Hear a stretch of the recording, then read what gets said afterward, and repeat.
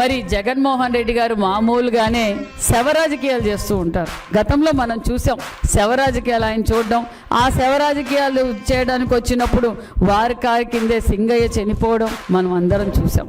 మరి ఈ రోజు ఇదే జగన్మోహన్ రెడ్డి గారు అదే కడప జిల్లాలో ఉన్నారు. మరి ఎందుకు జగన్మోహన్ రెడ్డి గారు దస్తగిరి కుటుంబాన్ని పరామర్శించలేదు? మామూలుగానే శవ రాజకీయాలు చేయడం జగన్మోహన్ రెడ్డి గారికి అలవాటు కదా. తండ్రి గారు శవం పెట్టుకొని రాజకీయం చేశాడు, వివేకానంద రెడ్డి గారి శవం పెట్టుకొని రాజకీయం చేశాడు. మరి మామూలుగా అనుకోకుండా గంజాయి కేసులో చనిపోయిన వారి మీద కూడా శవ రాజకీయాలు చేయడం అలవాటే.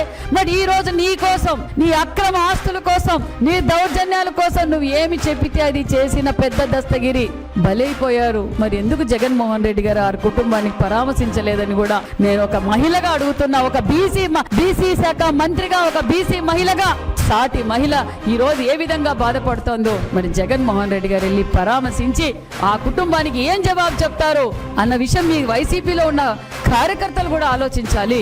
ఎందుకంటే జగన్మోహన్ రెడ్డి గారు అవసరానికి నా బీసీలు, నా ఎస్సీలు, నా ఎస్టీలు అని చెప్పి వాడుకొని ఈ రోజు మన బడుగు బడిహీన వర్గాలే బలైపోతున్నారన్న విషయం మరొక్కసారి మీకు అందరికీ తెలియజేస్తున్నారు. దయచేసి ప్రజలందరూ ఆలోచిస్తున్నారు. వైసీపీ కార్యకర్తలు కూడా నేను తెలియజేసేది ఒక్కటే, మీరు ఒక త్రాచు పాము పడకిందున్నారు. ఖచ్చితంగా అవసరం అనుకుంటే అది గొడ్డలి పోటుగా మారుతుంది. మీరు అది జాగ్రత్త జాగ్రత్త జాగ్రత్త. ఎందుకంటే ఈ రోజు బలైపోతున్నది మన బీసీలే.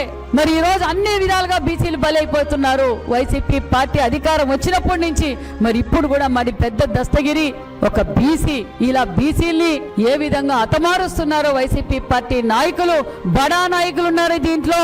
తాడేపల్లి బడే నాయకుల పేర్లు కూడా దగ్గరలో బయటకు వస్తాయి. ఏ ఒక్కరిని వదిలే ప్రసక్తే లేదన్న విషయం కూడా తెలియజేస్తారు.